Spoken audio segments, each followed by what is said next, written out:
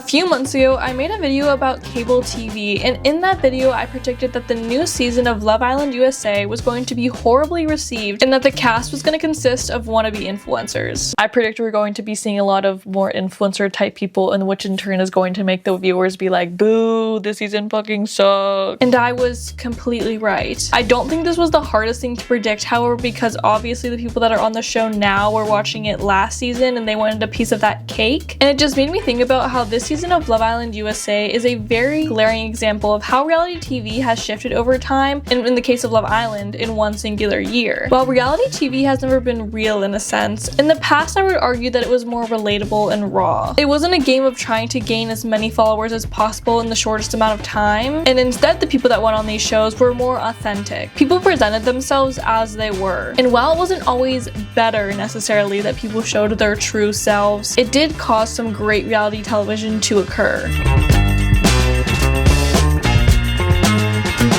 Before I get into it, I just want to point out that reality TV in the past was extremely problematic. I'm definitely going to be talking about some reality TV shows with rose-colored glasses, but I just wanted to make a note that a lot of these past shows ignored many issues surrounding racism, homophobia, misogyny, abuse, like all of the bad things that a show could ignore. And I think people are quick to forget that this discrimination, even though it was deemed normal at the time, still hurt a lot of people along the way, and that these were real people facing this discrimination on the shows, and that the viewers were real people watching the shows feeling that negative impact. I'm going to touch on this in parts of the video, but I just wanted to put that out there first and foremost, because when I talk about wanting to bring back certain elements of reality TV, I'm not talking about bringing back all of the elements of reality TV. Let's do a little interactive test here. If you like watching reality TV, which I'm assuming you do if you clicked on this video, dig deep into your mind and envision your favorite reality TV star. Okay, deep in the mind. Now, when they first went on their reality TV show, did they have over 50k followers on Instagram? Probably not. Okay, this is kind of a bad test because a lot of people's favorite reality TV stars, including myself, they became popular before Instagram and like influencer fame, whatever you would call it, was really a thing. Regardless, I don't think it's too much of a stretch to say that a lot of people's favorite reality TV stars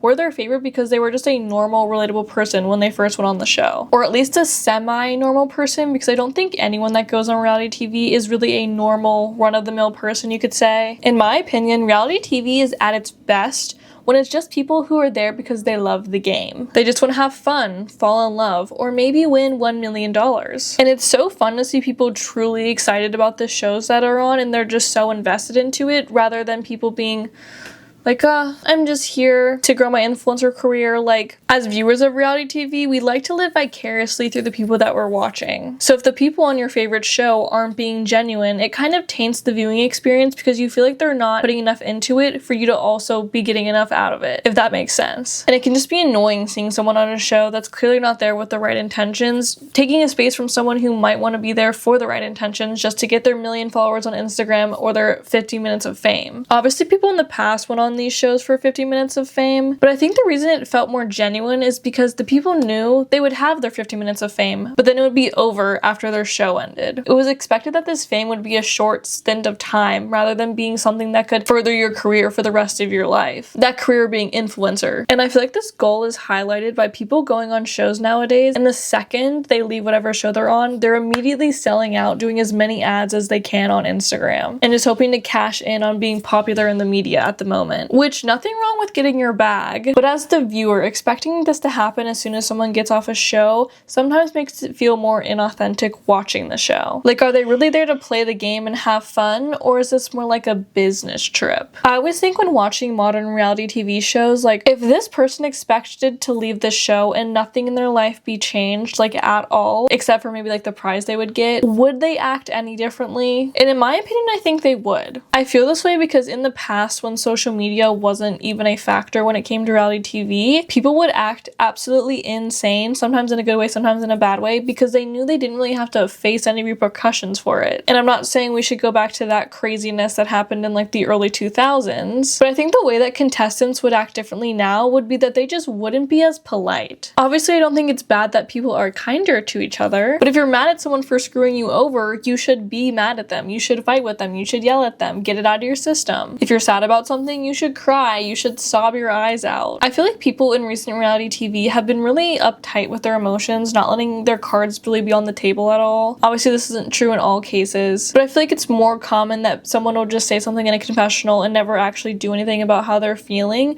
rather than just getting it out there. Emotions are a part of the human experience, so to restrict yourself as a contestant, you're doing a disservice to yourself and also to the show that you're on, that you're not creating a genuine, authentic experience with everyone. And it's also a bit of a disservice to the viewer, because it's a lot more fun to watch people fighting with each other than watching a bunch of people sitting separately because they don't know how to confront each other about the emotions they're having and they're just letting them fester in their heads. A big part of old school Survivor was at the beginning of each season, as soon as they hit the beach, everyone was so scared and like trying to figure out who was going to be the leader, who's going to be the hothead, who's going to be the person that will confront you and fight you. And no one wanted to be the leader or the strong personality because it made you a target, which is understandable. Regardless of that being a common thought that most people had when they would hit the beach, there was still always someone, always a person who stepped into the role as a leader and was bossing everyone around. It usually pissed people off, it caused fights, and it was very entertaining. This morning, Lex was just a total jerk. I mean, what do you expect in this game? I mean, I'm sorry. Someone voted against you, Mr. Ego. Deal with it. It also set up the dynamic of the group very early on. People watching either had someone to root for or root against, depending on if you love like a strong leader as your bias. But now, not even just Survivor, but in a lot of these competition shows, everyone's just kind of walking on eggshells around each other because no one wants to really stand out, because that's not the norm anymore. You can't stand out anymore without immediately being targeted the way you could in the past. And I think this is because people are scared to be like in conflict with someone, which is crazy when you think about reality TV. Like, I'm pretty sure the main premise of it is watching people in conflict. But because of social media and many layers of many things, people just decide to shy away from it to hope that it doesn't impact their game or their life outside of the game. And if you watch the last season of Survivor, I know I did, basically everyone waited too long because they wanted to stay in the shadows or was too scared to go against this super alliance. Like, we have to make a move soon. So then everyone lost except for the Super Alliance. It was so preventable, it was insane. With this idea in mind, I just want to point something out real quick though. I don't want to ignore how shows in the past and shows today, people of certain groups have to contain themselves when it comes to going on reality television because they don't want to be stereotyped and receive harassment because of this stereotype. In the past reality television, we'd see a lot of like the mean gay or like the angry black woman stereotype where other contestants would get a lot of grace for that. Now and in the past, people feel like they have to be careful with what they're saying because they know that they could be easily targeted and harassed for saying one wrong thing, which I understand, and I also think it's such a shame when it comes to reality television. I believe that everyone should be able to go on these shows as they are without being given certain rude labels because of the biases that the viewers have. Anyways, to wrap this section up, I think there's a few reasons why people aren't as keen to be themselves on reality television anymore. The first being the backlash that people receive, which I'll talk about more later. But I think if you're not acting like an actual asshole, then most people will continue to support you and be on your side even if you have a larger group of haters. Because your villain might not be someone else's villain, and some people might resonate with who you are as a person or your story, while other people might hate you for it. And sometimes being a villain can be one of the greatest characters in reality television. Like, people will die for you. For example, there's a new show called Traitors. I think it came out a few years ago. There's like 2 or 3 seasons. And basically the premise of the show is everyone's favorite reality TV star villains, and then some other random people like Zac Efron's brother for some reason, and sometimes we'll have like royal people in there, which makes sense because they low-key are villains. And while people on Traitors definitely have their public image in mind, they also don't really hold back when it comes to leaning into the villainry, partially because it consists of reality TV veteran villains who have been to the ringer over and over and over again, so they've kind of just dealt with it all by this point. But still, the premise of the show is Traitors, and a ton of people tuned in. I saw so much hype about it, probably the most like hype I've seen it for a reality TV show that's new in a long time. So I feel like when it comes to being on reality TV, obviously no one wants to be the villain, but I don't think it should stop people from being themselves, which is definitely easier said than done because no one wants people to hate them. And maybe a villain is usually better in hindsight, like whenever they're a little bit older and people are like, huh, wait, they actually were so valid for that. But either way, I just wish people were more authentically themselves and less focused on growing their social media platform and just having fun, really leaning into the game and like not being scared to like be a little silly on reality television. One of my favorite parts of old reality TV was the diversity of jobs and class when it came to the contestants on the shows. While a lot of these shows did have a huge issue of diversity when it came to race, sexuality, disability, I feel like they did used to have a larger range of diversity when it came to class. Aside from shows about super rich people like the Kardashians or The Simple Life, most contestants on these reality TV shows were just regular people who had normal jobs and lived very normal lives. I feel like this created such an interesting dynamic when it came to the cast because of this range. Because class, what you do, where you live, has such a huge impact on people's lives, their morals, their work ethic, like especially when it came to people's personalities and butting heads with each other. I feel like in modern reality TV, or at least most of the shows that I watch, a lot of the cast consists of white collar workers or influencers who live in these major cities. While it's not bad that these people want to go on the shows, I feel like it usually ends up with everyone on the cast having like a pretty similar worldview, which makes sense, you know, like birds of a feather flock together. But it just gets a little stale over time when everyone is basically in the same place of life and there's no natural conflict that occurs between personalities. I think it was season 47 of Survivor where they had like 4 lawyers on one season, and all of the lawyers were pretending like they weren't lawyers because that's like a thing people try to hide nowadays. And they all act very similar, like no tea, no shade. But can we get like a janitor in there or like a construction worker? I don't know, just like someone to mix up the range of people. Especially when a lot of these blue collar workers, or like the mom character, the older woman character, the older man character, these people on the shows, they offer a different perspective to the story. Without them, it's kind of hard to really root for the underdog if the underdog is only the underdog because they, I don't know, like didn't get in to like the alliance fast enough. I don't know, maybe I'm sounding a little Mr. Beastie here where I'm like, go people, fight for money, which I don't mean it in that way, but I just think it's a lot more interesting when there's different types of people, because I know that I want to see people with different lives than my own telling their stories and showing their personalities on TV. If I wanted to watch a bunch of white collar workers, I would just go downtown and sit on a rooftop at 6 p.m. on a Thursday after work. I don't know how much or if we'll ever really see reality TV shift back to having just like truly a bunch of normal, regular ass people, but I sure hope it does, because I think without these regular, normal people, this relatability begins to fade. And when this begins to fade, I feel like it creates a bigger divide between the viewer and the show itself. It's part of the reason why people don't think that media represents the average person anymore, because there's not really any average people on there anymore. And that just continues to turn people off from watching the shows when they should really watch the shows because reality TV is so fun. I'm a firm believer that social media has drastically changed how reality TV functions as a whole. I talked earlier about contestants going on these shows and focusing way too much on their online image rather than really getting into the game, which gives us less iconic TV moments. However, with this part of the video, I want to focus on the viewers. I think this is so fresh in my mind because the newest season of Love Island USA is still coming out as I'm making this video. Love Island USA and Love Island, all the Love Islands in general, are semi-live. Like, they film like 3 days ahead, but then they have live polls and you can be involved in semi-live. So it comes out in sort of real time, which is really fun for the viewers to get engaged with the people, get engaged with the show itself. So I can give them another vote. Who are we voting for?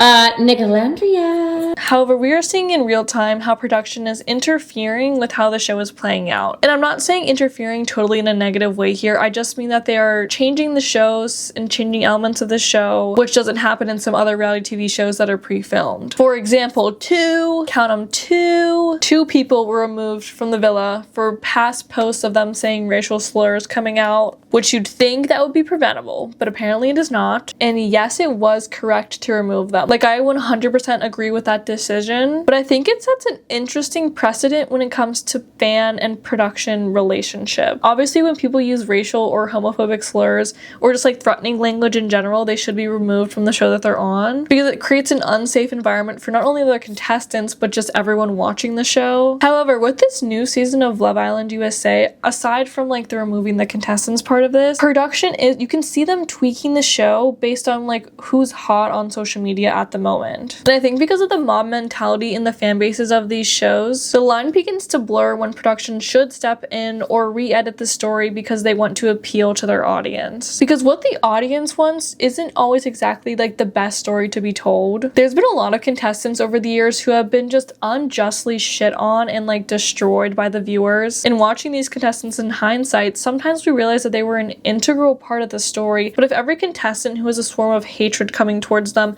immediately gets to be edited out of the show or pushed out by production through competition, then we're just going to end up with these shows and the people on the shows more preoccupied with this ideal version of a contestant rather than a raw, genuine person. Again, I just want to point out that if being authentically yourself means being like a total douchebag, then I don't think that you should be on these shows. But there's been so many people on shows in the past where the viewers start bullying the hell out of them because they think they're ugly or annoying, or they think like they're too strong of a personality, which in the way back past usually brought you more screen time, but I feel like in more recent years, it's just kind of been getting you cut out of the story. For example, this season of Love Island USA, Amaya, sweet baby Amaya. Amaya is now America's favorite. But a few episodes, or maybe like a week or two ago, people were really going into her on how she was expressing her emotions because they believed that Ace was in the right. Or I don't remember exactly why people were mad at her, but people didn't like how passionate she was when she was talking to him. Hold on.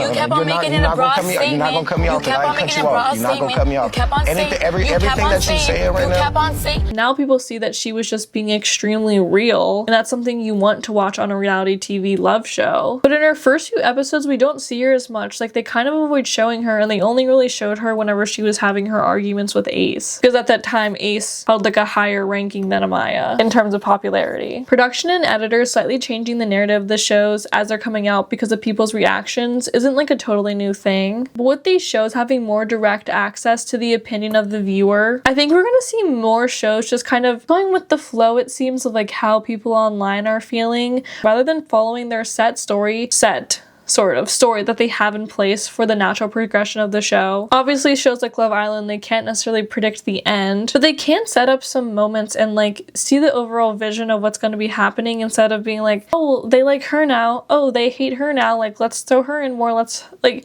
They're both still equally as important to the show. Speaking of social media with reality TV, the past few years, the viewers of these shows have become increasingly cruel. And they're cruel, but they also like flip-flop so heavily. It is so confusing to watch these opinions shift about reality TV as they happen in real time. Because one day, someone will be posting, I love this person, I love this person. Next day, I hate this person. The day after that, oh, I love this person again. Like, it's so back and forth. It's insane. And the show's trying to keep up with it. It doesn't work. And seeing this online backlash, I can 100% understand why contestants act like a shell of the person they probably are in real life. There's literally no winning on the internet, and just as a simple reminder, just because you think someone is annoying or you disagree with them when they're on a reality TV show, that doesn't mean that you should send them hate messages and death threats. It's really not that real unless they do something like bad, but like if they're just like annoying to you, you don't need to tell them that they need to die. I know if you go on these shows,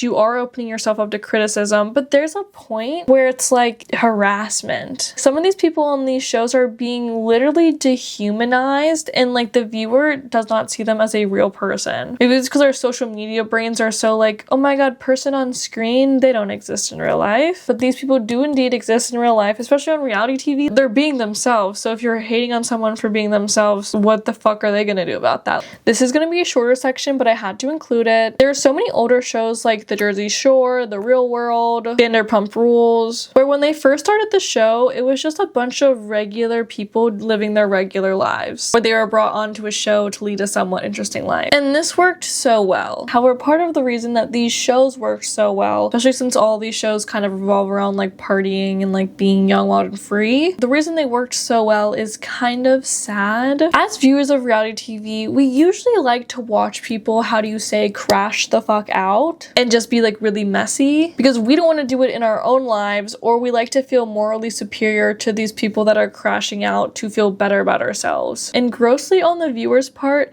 the enjoyment is made a little bit better whenever you see these people as normal people or like as equals to you. I think this hits the same satisfaction as when you hear some like really juicy gossip about someone you went to high school with and you didn't really like them and something bad happened to them. That's like the same brain receptors that go off in my head when I see someone falling off a table in the Jersey Shore, which is a horrible way to think. I'm not saying that's a good way to think, but we as people can't help but indulge in this behavior because we like to treat it as gossip, like as if we know these people. Because most people, I would say, don't really frequently get as messy as the people on these shows do. And we're watching these, you know, on a weekly, daily basis. You're watching someone getting blackout drunk and like that.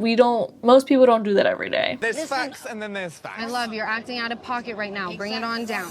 And I think the comparison really comes into play where it's like, yeah, maybe one time I got blackout drunk at a bar, but at least I didn't get punched in the face by a man at the bar and then like fall down the stairs and like throw up on the ground. It's the moral superiority that we all want to feel, and reality TV, like reality TV drinking shows, party shows especially, just like streamline that right into your system. In my opinion, some of the most popular reality TV shows of recent years all revolve around dating. With these shows rising in popularity, more and more people have been wanting to go on them. And low-key, I feel like the easiest shows to get on when it comes to reality TV are dating shows, because you just have to be like slightly above average looking and they're like, get the fuck on the show, we need you right now. So of course wannabe influencers flock to them. I'm not going to talk about the influencers again, or maybe a little bit, but like not in that way. Continuing. Anyways, what I want to talk about when we talk about love dating shows is how they're kind of a sad reflection of our reality in some ways, and also how they're like a weird representation of this like fantasy we have with love. I made a past video where I talked about online dating, so I'm not going to harp on it too much. But with modern dating shows, we can see how these societal norms in modern dating plays out right in front of our eyes. People are either too aggressive with it or they don't want to actually commit to anything. We also see a lot of people that just like really don't know how to flirt with each other, and it's honestly uncomfortable to watch. And I'm not saying that I even necessarily know how to flirt. Like, I'm not claiming to be the flirting queen, but I am a part of the modern generation of dating, and I'm saying it's accurate. It's accurate. Some examples of this flirting would be like, we see a lot more like negging. I don't know if that's like a common term, but it's like when men make fun of women or like get underneath their skin and like the way of flirting with them, which has always been a way of flirting, but we're just seeing it more often, kind of this nonchalant man, you know, I'm the prize, which if you're the prize, you're the prize, whatever. I think it just creates this weird tension and like uncomfortableness sometimes, especially when you're on a dating show that kind of is supposed to be leaning into like the traditional heteronormative stereotypes. And in these shows, we also see the trend of what society believes is like conventionally attractive when it comes to the dating scene. And I'm not saying it's bad right now to like be able to see what people think is hot at the moment. I'm just saying it's like an interesting thing that a lot of people across a lot of shows all look very similar. This isn't with all dating shows, obviously, because you know we have like Love is Blind, which like the whole point of it is that they're blind so they can't even see like the person they're trying to date. But even in that one, we saw that Chelsea lady get absolutely tore to shreds online because she said she looked a little bit like Megan Fox, which she did, but also don't set yourself up like that. Like, you're literally setting yourself up to fail. And then whenever she met Jimmy or whatever his name was, he was not happy with how she looked and other issues along with that. But regardless, over time with these reality TV shows, we see this progression and change of beauty standards and societal expectations when it comes to what a woman or a man or whoever should look like. Another hot topic when it comes to attractiveness on reality TV shows specifically is the involvement that plastic surgery has in dating shows. That's like a third character at this point. There's always going to be plastic surgery involved. Specifically in shows like Love Island, where we see many men and women with plastic surgery, which I think has a divided reaction on the internet, which I think is interesting compared to how these people are initially casted. Clearly, the producers of these shows believe that the people they are casting are hot. They are what people want to see at the moment, which, don't get me wrong, many of them are. But on the internet, we see the viewers criticizing these people for the same thing that was seen as a plus to get them on the show. And the plus I'm talking about is plastic surgery and just looking more perfect in general. And I believe a part of this criticism stems from the fact that the people on these shows, you know, they don't always have the best lighting. They don't have Photoshop on themselves when they're walking around the island or whatever show they're they're on. So they aren't going to look like their Instagram photos or maybe even real life, which a lot of people online take issue with. Overall, I don't think dating shows are ever going to be realistic when it comes to the modern standard of dating, because clearly it seems like people like to watch people that are unrealistically hot do kissing challenges and stuff, myself included. And also it's been proven through studies that people like to watch reality TV because it gives us as viewers a chance to talk about what's happening in front of us and process what we think that we would do in those situations, not even just dating shows, but all types of reality shows. And when we talk about and process what we think that we would do in these situations, in turn we learn more about ourselves. Now to my next point, I think dating shows have created this weird fantasy of like what love is. And this fantasy is there so people can project themselves into scenarios and project themselves onto the people they're watching, even if it's at the expense of the contestants. Ideally for the creators of these shows, the viewer gets to see the full circle of someone's love story. They get to see the first meeting, the first kiss, falling in love, and eventually being a couple. But that's not always the case. We also watch people fight with their partner. We see people feeling isolated and alone while being surrounded by people that they may know but they might not actually trust. And these shows often have lackluster resources when it comes to someone being, I don't know, truly isolated. Watching the shows and people going on to the shows, we all obviously know that these shows are dramatized and that the creators push for situations and conflict between contestants and pairs or couples or whoever could fight with each other. They want everyone to fight with each other. But I feel like a lot of these fights portray an unrealistic version of love. And you may be like, fights and love in the same thing? That doesn't make sense. But a part of love is, you know, the hatred part of it. Like, you can't have one without the other. When you're dating someone, you're eventually gonna fight with them, but in the context of a dating show, it's usually over something that would literally never happen in your wildest dreams unless you were on specifically that dating show. Like The Bachelor, hopefully in your real life, you and 15 other women aren't all fighting for the love of the same man. If you are, sorry about that, but most people aren't. So to project your feelings and your emotions onto these random women who are fighting for a singular man's attention gives us this unrealistic expectation of like what we should be seeing in our own dating lives. These shows also have a completely unrealistic timeline when it comes to how fast people fall in love or like actually care about each other, but it takes time after that, you know? The regular average person will not bond with someone in 3 weeks. Even being on these shows, you still really can't exactly bond with someone in 3 weeks in this like hyper reality scenario. So to watch people and think like, oh, they're so in love, they love each other so much, like yes, they might really like each other, but it's not really like a true expectation to have of someone in 3 weeks. Reality TV has been a staple of entertainment for me and my friends throughout the years. There's nothing better than grabbing a fun drink, getting around the TV, and rooting for or absolutely screaming our hearts out against our favorite reality TV stars. And I'll just put this out there, if anyone has any connections with Survivor, I think that would be a horrible experience that I do want to experience. So please put a good word in with Jeff if you know him. I would love to meet him one day. Yes, I would probably be the first person voted out. I don't have a great track record when it comes to being voted off of things. Overall, I love reality TV. I think it's fun. I think there's many things wrong with it. I think there's many things beautiful about it. It's just such a weird thing. Also, to end this video off, this is going to be the last time I'm filming in my room.